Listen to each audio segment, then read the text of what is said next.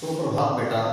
मैं हिंदी अध्यापक जंगीर सिंह आज कक्षा 12वीं के विद्यार्थियों को भक्ति पाठ का बेटा दूसरा भाग करवाने जा रहा हूँ। पहले वीडियो में हमने भक्ति पाठ से संबंधित 4 पॉइंट पढ़े थे, तो बेटा आज हम 5वें पॉइंट को पढ़ने जा रहे हैं, तो कृपया ध्यानपूर्वक देखिएगा, समझिएगा। तो शुरू करते हैं बेटा हम पॉइंट नंबर 5। जैसे भक्ति के बारे में हम पढ़ रहे थे बेटा, भक्ति कौन है इस पाठ के अंदर? महादेवी वर्मा की सेविका के रूप में जो रही है और अंधनी पुत्र से उसकी तुलना की गई है बेटा। तो पॉइंट नंबर 5 है भक्ति की नौकरी का श्री गणेश। श्री गणेश क्या होता है बेटा? आरंभ करना, किसी कार्य की शुरुआत। तो भक्ति की नौकरी का पॉइंट नंबर 5 पढ़ेंगे आज। भक्ति की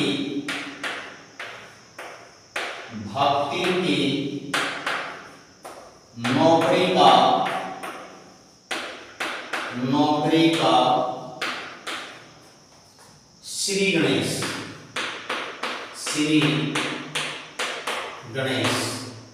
श्री गणेश का मतलब क्या है? शुरुआत। कि भक्ति की नौकरी की शुरुआत बेटा कैसे हुई, ध्यान से समझिए। भक्ति ने जो भोजन बनाया वह ग्रामीण अहीर परिवार के स्तर का था, स्तर लेवल। उसने कोई सब्जी नहीं बनाई, केवल दाल बनाकर मोटी मोटी रोटियां सेंक दी जो कुछ कुछ काली हो गई थी। लेखिका ने जब इस भोजन को प्रश्नवाचक दृष्टि से देखा तब भक्ति ने लाल मिर्च और अमचूर की चटनी या गांव से लाए हुए गुड़ का प्रस्ताव रख दिया कि आप अमचूर या लाल मिर्च की चटनी या गांव से लाए हुए गुड़ को आप खाने में ले सकते हैं। मजबूर होकर लेखिका ने दाल से एक रोटी खाई और विश्वविद्यालय चली गई। वास्तव में लेखिका ने अपने बिगड़ते स्वास्थ्य तथा परिवार वालों की चिंता को दूर करने के लिए ही भक्ति को अपने घर पर भोजन बनाने के लिए रखा, परंतु उस वृद्धा भक्ति की सरलता के कारण वह अपनी असुविधाओं को भूल गई। जो उन्हें असुविधा हो रही थी, समस्याएं जो हो रही थी, उन सभी को भी वो भूल गई। अब पॉइंट नंबर 6 है बेटा विचित्र स्वभाव की नारी। कि जो भक्ति होती है वो क्या है? विचित्र स्वभाव की। विचित्र स्वभाव की नारी। विचित्र स्वभाव की नारी। विचित्र क्या होता है? अनोखा। विचित्र क्या होता है बेटा? अनोखा होता है। अनोखे स्वभाव की, एक निराले, एक अद्भुत स्वभाव की नारी। कैसे?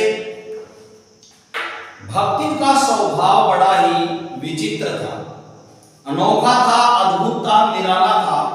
वह हमेशा दूसरों को अपने स्वभाव के अनुकूल बनाना चाहती थी और स्वयं बदलने को तैयार नहीं थी। स्वयं लेखिका भी भक्ति की तरह ग्रामीण बन गई, किंतु भक्ति ज्यों की त्यों ग्रामीण ही रही, वो नहीं बदली।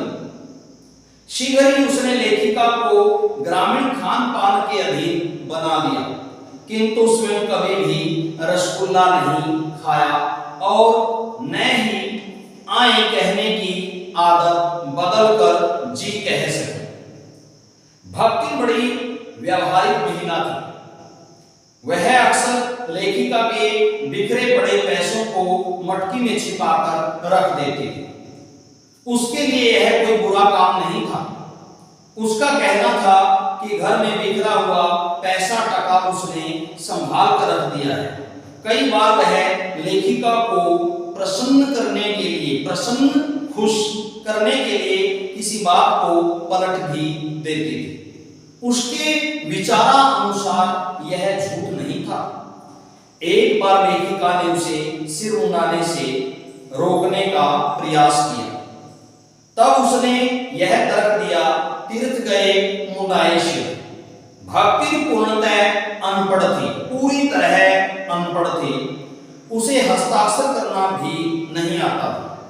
लेखिका ने जब उसे पढ़ने लिखने को कहा, तब उसने यह तर्क दिया कि मालकिन तो हर समय पढ़ती रहती है, अगर वह भी पढ़ने लग गई तो घर का काम कौन देखेगा।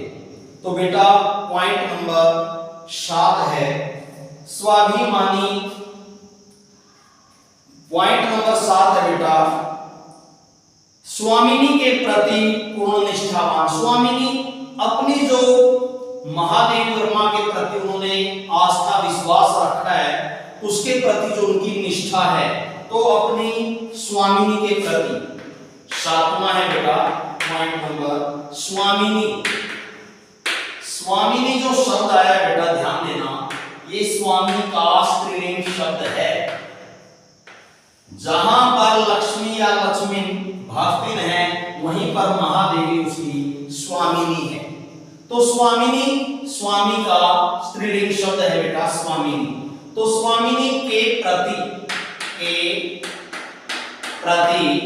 क्या निष्ठावान, के प्रति पूर्ण निष्ठावान, पूर्ण पूरी तरह से निष्ठावान होना, निष्ठावान। तो बेटा पॉइंट नंबर 7 है, देखिए स्वामिनी के प्रति पूर्ण निष्ठावान। पढ़ते हैं हम इसे। भक्तिन को अपनी मालकिन पर बड़ा गर्व था। भक्तिन कौन? लक्ष्मी या लक्ष्मी, लक्ष्मी या लक्ष्मी, और मालकिन कौन? महादेवी वर्मा। तो भक्तिन को अपनी मालकिन पर बड़ा गर्व था। उसकी मालकिन जैसा काम कोई भी करना नहीं जानता था। उसके कहने पर भी उत्तर पुस्तिकाओं के परीक्षण कार्य में कोई भी मालकिन का सहयोग नहीं कर पाया, परंतु भक्ति ने मालकिन की सहायता की। वह कभी उत्तर पुस्तिकाओं को बांधती, कभी अधूरे चित्रों को एक कोने में रखती, कभी रंग की प्याली धोकर साफ करती और कभी चटाई को अपने आंचल से झाड़ती थी। इसलिए वह समझती थी कि मालकिन दूसरों की अपेक्षा, दूसरों की तुलना में, ध्यान देना बेटा, एक शब्द होता है उपेक्षा, एक शब्द है उपेक्षा जिसका अर्थ है निंदा। ध्यान देना बेटा, जिसका क्या अर्थ है? निंदा करना किसी की। और एक शब्द है अपना अपेक्षा। अपेक्षा होता है बेटा तुलना जिसे करते हैं हम, कि मोहन की अपेक्षा सोहन अच्छा पढ़ता है, तो एक तुलनात्मक दृष्टि से इसका प्रयोग किया जाता है। कई बार इसका अर्थ आवश्यकता भी ले लेते, रिक्वायरमेंट भी ले लेते हैं। तो बेटा इसलिए वह समझती थी कि मालकिन दूसरों की अपेक्षा, दूसरों की तुलना में विशेष है। जब भी लेखिका की कोई पुस्तक प्रकाशित होती थी तो उसे अत्यधिक प्रसन्नता होती थी, खुशी होती थी। वह सोचती थी कि प्रकाशित रचना में, कि जो भी पुस्तक प्रकाशित होकर के आई है, जो भी उसकी रचना प्रकाशित होकर के आई है, उसका भी सहयोग है। किसका? भक्ति। क्यों? क्योंकि जब लेखिका, ध्यान देना बेटा, क्योंकि जब लेखिका क्या है, कोई भी रचना करती थी, लिखती थी, तो उस समय भक्ति बहुत सहयोग देती थी। कभी पुस्तकें उठाकर देती, कभी स्याही का जो प्याला है उठाकर देती, तो इस तरह से क्या है उसका वो सहयोग देती थी। अनेक बार लेखिका भक्तिन के बार बार कहने पर भी भोजन नहीं करती थी। ऐसी स्थिति में भक्तिन अपनी मालकिन को कभी दही का शरबत पिलाती, कभी तुलसी की चाय। भक्ति में सेवा भावना कूट कूट कर भरी हुई थी।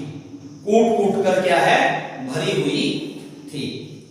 स्थिति में भक्तिन अपनी मालकिन को कभी दही का शरबत पिलाती, कभी तुलसी की चाय, और भक्तिन में क्या है, सेवा भावना कूट कूट कर भरी हुई। छात्रावास की रोशनी बुझ जाने के बाद लेखिका के जो पारिवारिक सदस्य थे, कौन कौन थे बेटा? सोना उसकी हिरणी है, हिरणी का नाम क्या था? सोना, हिरणी हिरन। बसंत कुत्ता, कुत्ते का नाम बसंत। गोधुली बिल्ली, बिल्ली का नाम गोधुली आदि आराम करने लग जाते थे, परंतु भक्तिन मालकिन के साथ जागती रहती थी। वह आवश्यकता पड़ने पर मालकिन को पुस्तक पकड़ाती या स्याही लाकर देती या फाइल। यद्यपि भक्तिन देर रात को सोती थी, परंतु प्रातः मालकिन के जागने से पहले उठ जाती थी और वह सभी पशुओं को बाड़े से बाहर निकालती थी। तो बेटा पॉइंट नंबर 8 है भक्ति की मालकिन के प्रति भक्ति भावना। पॉइंट नंबर 8 है बेटा भक्तिन की, ध्यान देना, भक्तिन की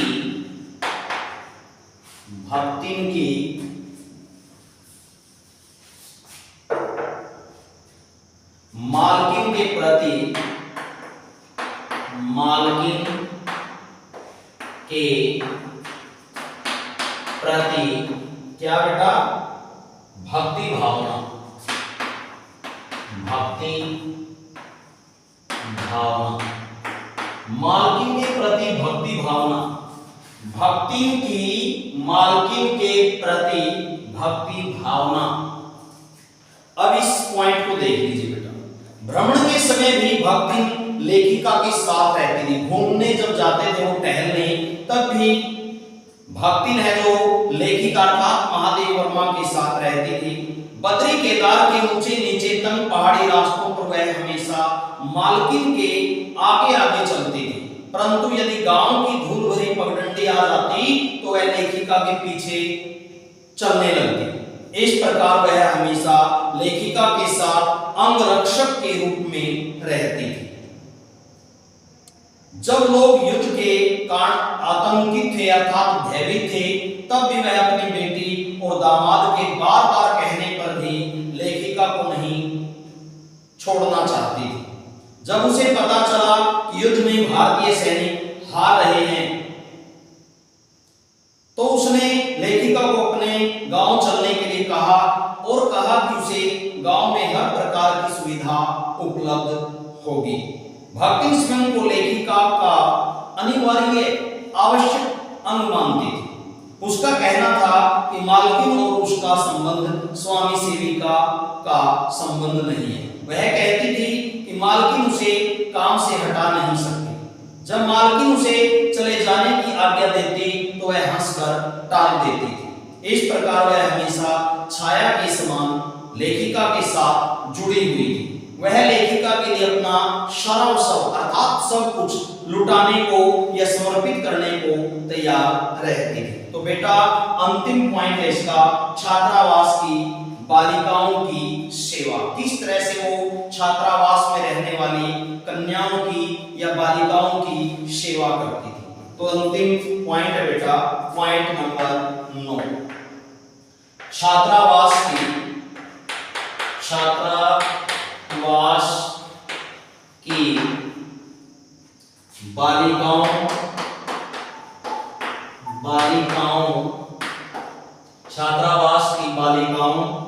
की सेवा। अब ध्यान देना, छात्रावास की बालिकाओं की सेवा कैसे वो करती थी। अंतिम पॉइंट, भक्तिन छात्रावास की बालिकाओं को चाय बनाकर पिलाती थी। कभी कभी वह उन्हें लेखिका के नाश्ते का स्वाद भी चखाती थी। जो परिचित लेखिका का सम्मान करते थे उन्हीं के साथ वह अच्छा व्यवहार करती थी। लेखिका के परिचितों को वह नाम से या आकार प्रकार वेशभूषा से जानती थी।